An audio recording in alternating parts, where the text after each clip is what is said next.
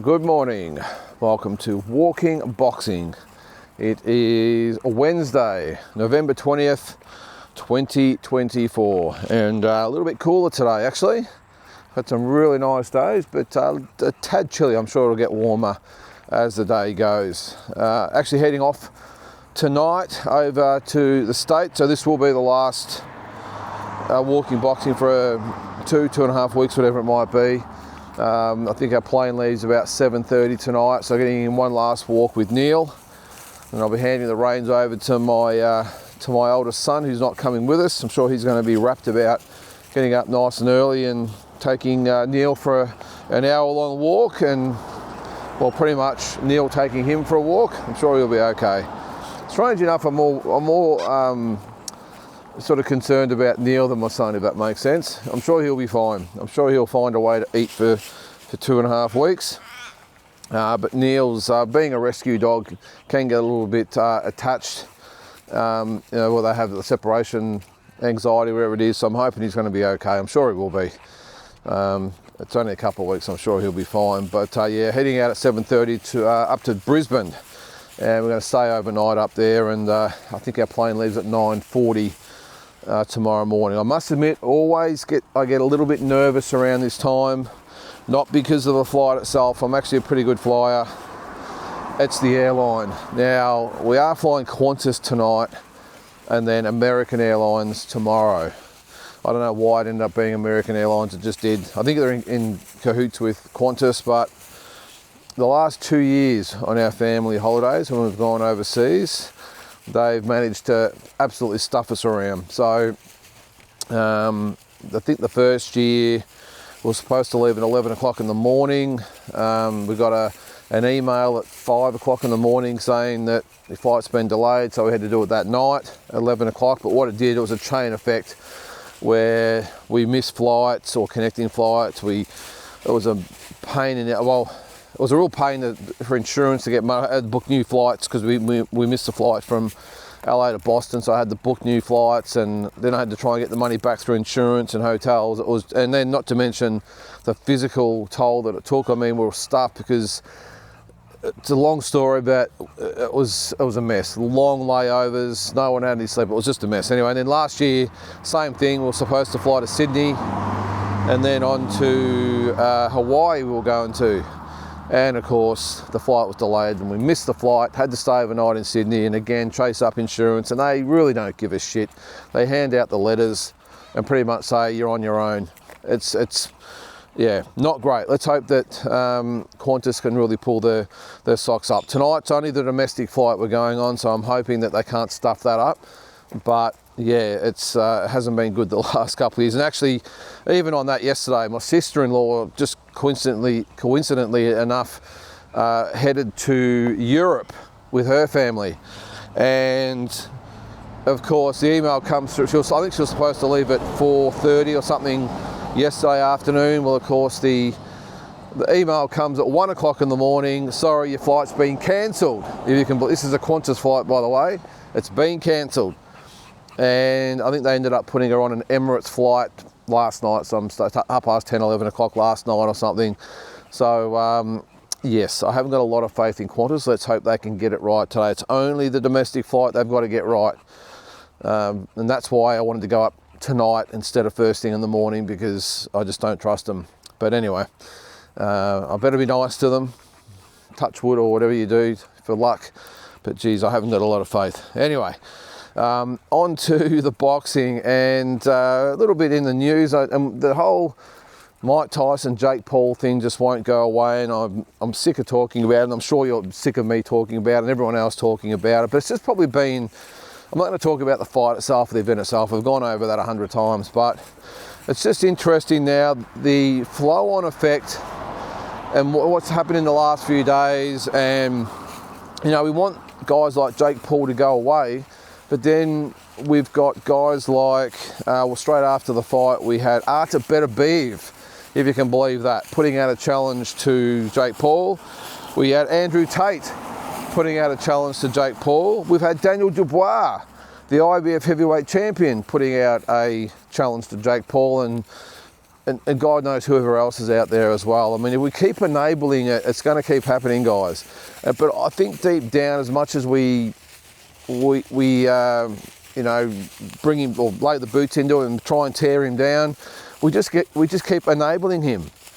It's as simple as that. And when, like, I don't know, maybe Daniel Dubois, maybe if the Usyk Tyson Fury fight might seem a fair way off, maybe he's looking for a big fight, but surely that couldn't be serious. Jake Paul actually put up the shot from his social media. He got a message from Daniel Dubois saying, let's get it on. I mean, surely he can't be serious, and surely Jake Paul couldn't possibly be ranked. But in this day and age, rankings are pretty easy to come along if you know the right people, if you know what I mean. So it's ridiculous. And Arta Beterbiev, I know we love Arta, I mean, great fighter, but surely he's probably the last person I would have thought would have lowered himself to entering the circus of Jake Paul. And I don't think he's going to get down to light heavyweight anyway. What did he fight at the other day? 225 or 6 or whatever it was. So he'd have to lose 50 pounds unless there was a catch weight. But there's no way Jake Paul's taking that fight, by the way. Of course he's not.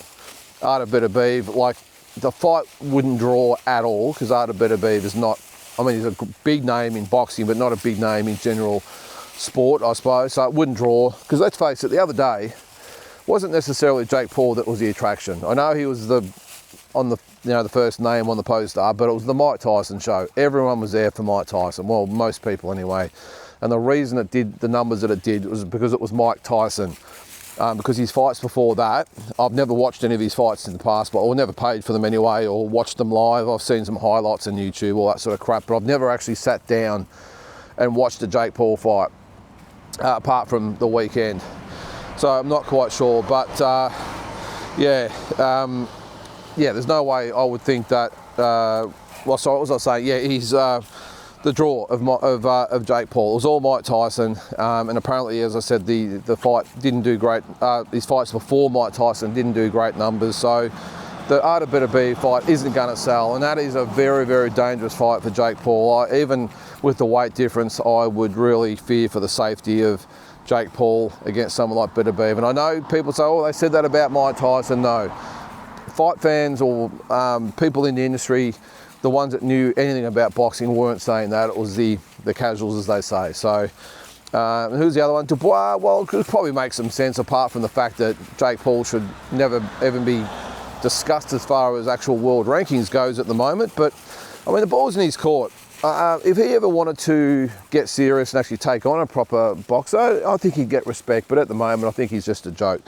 But speaking of jokes, the other one was with Mike Tyson, is that Evander Holyfield actually put out a mock poster about a trilogy, saying, Mike, you know, it's time to settle the score, the fight everyone wants, all that sort of stuff. But thankfully, Mike Tyson shut it down and said more along the lines of, our friendship is the trilogy, which is great. The last thing we would want is a Holyfield-Tyson rematch or trilogy. I just hope we don't continue to go down this rabbit hole of these type of fights. The older guys thinking they've got one fight left in them. Geez, I'm 50. Maybe I'll come back and have a fight. Maybe here it is. I'm going to officially call out Jake Paul right now. I'll take the 20 or 30 million, whatever it is. It's just crazy. I will say the one fight that probably does make sense, I don't want to keep going over Jake Paul, by the way, is the Andrew Tate one. I mean, you know, you talk about two absolute megastars away from boxing. Wow, and the social media followings and everything else, that would be a massive fight. That would be huge. But enough of that. But yeah, thankfully with the Tyson Holyfield thing, Mike Tyson shut it down and said, no thanks, brother. I think I'll move on. Let's hope he stays away from Logan Paul as well, who I think is a bigger flog than his brother, to be honest. But anyway, that's the state of play at the moment. As I said, let's hope we don't keep going down this rabbit hole where we continue to make a mockery of boxing. And I'll just say, as a quick thing before we move on, because I'm sick of, again, talking about this whole thing, but I'm not totally against all these novelty fights as far as the YouTubers fighting each other and the personalities fighting each other. I'm all for that, because I think that's separate to the boxing game. It's almost a whole different genre, I think. But it's when it crosses over into the actual boxing world with the Tysons, the actual fighters. That's what I don't like, because that's what makes boxing a bit of a mockery, and it's taking the piss out of this sport. And I just don't like the fact that yeah, people are just raping and pillaging it, or hijacking it almost. Do their own thing away from it. Their YouTube stuff, that's great, or influencers or whatever the hell they're called, but just don't make a mockery of our sport. But as long as fans and fighters, legitimate fighters, continue to buy into it, it's going to hang around. So anyway, enough of that. Now, I did see tonight, okay, there is the Paulo Cuso Clay Waterman fight, so looking forward to that. Obviously won't see that because I'll be on a plane, but I'll be looking at the replay later. But the other card that was announced yesterday was a no limit card. I'm just going to bring it up here for a sec. Where was it? I knew there was one coming. I thought actually there was going to be two fight nights coming up, but it looks like it's only one, December 13. I'll bring it up there. I'll bring up the card if I can. You're right there, buddy. All right, so it's December 13th at the Star in Sydney. I'm just going to swap hands here because I can't hold it with my left hand. All right, so Friday, December 13th, the Star Casino in Sydney. We've got the pro debut of Callum Peters, which will be good. A really good fighter is young Callum, so I'm sure he'll put on a good show there. No opponent at this stage, but I'm sure it'll be someone that no matter who it is, he'll bowl over pretty comfortably. He's a really good fighter, young Callum. The other fight on the card is Ahmed Areta versus Michael Reynolds. I'm sorry, I'm not familiar with either of those guys, so I'm not quite sure why they're on the poster. Then we get into the interesting stuff. Three really good fights. Kay Scott, Desley Robinson for the IBF middleweight title, female title. I've been really looking forward to this one, the rematch. I've made it pretty clear that I thought Desley Robinson won the first fight clearly. I thought she won by at least a couple of rounds the last time they fought. Kay Scott very, very lucky to be given that decision, let's just say. Now, her and her team can say until they're blue in the face that they won that fight, but I think 99% of people thought that Desley Robinson won that. But hey, it's good, at least the girls are going to get it on, and it's going to be for a world title, which is fantastic. Strangely enough, it's not the co-main or even the main, it's actually the third last fight on the bill, so that'll be over 10 rounds. The co-main event is Shannon O'Connell up against Jazzy Parr. So I did know they were going to fight. I spoke to Shannon a couple of weeks back, and she said it was either going to be this date or I think the week before there was going to be another one. So obviously she'll be pretty happy after what happened in her last fight with her getting stopped and pretty banged up with a headbutt and all the rest of it. So good fight. Look, I like the fight in two ways. Now I know there's a lot of people out there saying that Shannon shouldn't be getting these fights, all the rest of it, but I know I'm a little bit biased, but I think considering the circumstances of the last fight where, you know, with the headbutt and everything else, you know, I don't mind. Look, it's for the IBF Intercontinental title. They've obviously just concocted a title for the fight, which is good. But I think the fight with Jazzy Parr is a good one in that Jazzy Parr's an up-and-comer. She's a young little star on the rise. No Limit want to get behind her. So it probably makes sense that you've got Jazzy Parr looking to step up and get a name on a record, and then and maybe possibly a world ranking, and then you've got Shannon O'Connell having that one more roll of the dice. And the reason I don't mind this fight for Shannon, now I've always said I haven't been happy a lot of the times with the amount of punishment she takes in fights. Jazzy Parr's not the opponent that's going to really land big shots on her. So that's why I don't mind the fight as well, because Jazzy Parr, look, she's a good little boxer. She's a super flyweight. Super flyweight. This fight will be a bantamweight. So I don't mind it. I don't think she's got the power or anything to really hurt Shannon. So I think it's a good fight. And the thing is, if you can't hurt Shannon, she's going to keep coming at you all night. She's super fit, we know that. So I think it's, you know, I know a lot of people have been critical of it and saying Shannon should retire, but if there's a fight that she probably is suited to, this is the fight. I think she's in with a really good chance, and likewise with Jazzy Parr.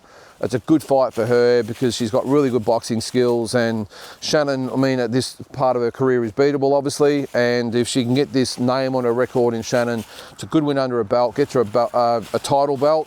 What was it? What did I say? IBF Intercontinental title, whatever the hell that is. and she might get an IBF ranking and move on from there. So I think it's just it's a fight that makes sense for both girls, or ladies, I'm sorry. And then the main event, look, this is free, by the way. It's not a pay-per-view. It's no limit on Fox, so it's free. So don't panic that you got to pay for it. It's Toisi Voisiutu, is that how you pronounce it? I'm always hopeless with names. He's up against Stephen Ivic. Now, I don't know much about Stephen Ivic, if I'm being honest. I might have seen him on one of the cards along the line. Toisi Voisiutu? Whatever. We'll call him Toisi. He's a good fighter. He can punch. I've seen him a few times. So look, it's a good free fight night. I don't think we can have many complaints about the fight itself or the card itself and having to pay. This is a free card, a couple of weeks before Christmas. So I think it'll be a really good lead into that. And then of course we've got Sam Goodman on was it Christmas Eve? And then I think they're putting on, I can't remember who was fighting, there's another big fight on New Year's Eve. So the Japanese, in Tokyo, Japan as well. So I'm actually liking the Japanese at the moment. They're putting the big fights on at the big times of the year, so it should be great. So yeah, I don't mind it. As I've said, I think there was supposed to be another fight night a week before. Obviously they've probably scrapped that and just gone with the one, which is not a bad thing. Doing two shows so close together, even close to Christmas, it will be probably hard to fill the bills, I would say, or fill both cards. So I don't mind it. And all the fights on it make sense, and again, it's free, so it'll just be a nice Wednesday night in front of the box, a couple of weeks out from Christmas. And then we've got, as I said, the Japan fights, and also Usyk and Fury, which is coming around very, very quickly. What is it, December 21st, so it's only about a month away. It's hasn't been a lot of build up to it though, has there? Hasn't been a lot said about it just yet. 4 weeks out, and it's pretty quiet on the Western Front, as they say. So I'm sure it'll gain a lot of momentum now. Normally, look, we all know it's on. We're all going to pay for it. We're all going to be watching it, so it doesn't really matter. And it's going to be a big event over there. We all know that. So maybe they just might pick it up in the last couple of weeks and start the, when they get to Riyadh, they'll do the interviews and all the press conferences and the workouts, all that sort of stuff, and it'll be on. It won't take much for the flame to be lit, I don't think, on that one. So looking forward to that. So still a lot more to happen in boxing for 2024. So guys, that's going to do it for today. I know not a lot to really talk about. But this will be the last one until I get back. I think I'm back on the 6th of December or something, so I'll probably do it the next day, so the 7th. I'm sure there'll be plenty to talk about. Then I think actually, is that the day of Liam Paro's fight maybe? So there'll be a bit to talk about with that, I think. So, but yeah, I will cover that when I get back. So guys, I will be doing not live, I keep saying live. I will be doing daily episodes as well while we're over there. Just heads up, it's not boxing related, but I've had a lot of people say, we'll put them up anyway. So I'm going to do daily videos and put them up. So if you want to watch them and see what I'm up to on my holidays, it'll be there. We're going to do a fair bit over there. We've got basketball games and football games and ice hockey games and shooting machine guns and doing the JFK sort of tour, all that sort of stuff. There's going to be a bit going on, so if you want to watch it, it's going to be on every day. So hope you have a good one, and I will see you when you get back. Thanks again for watching, and have a good one.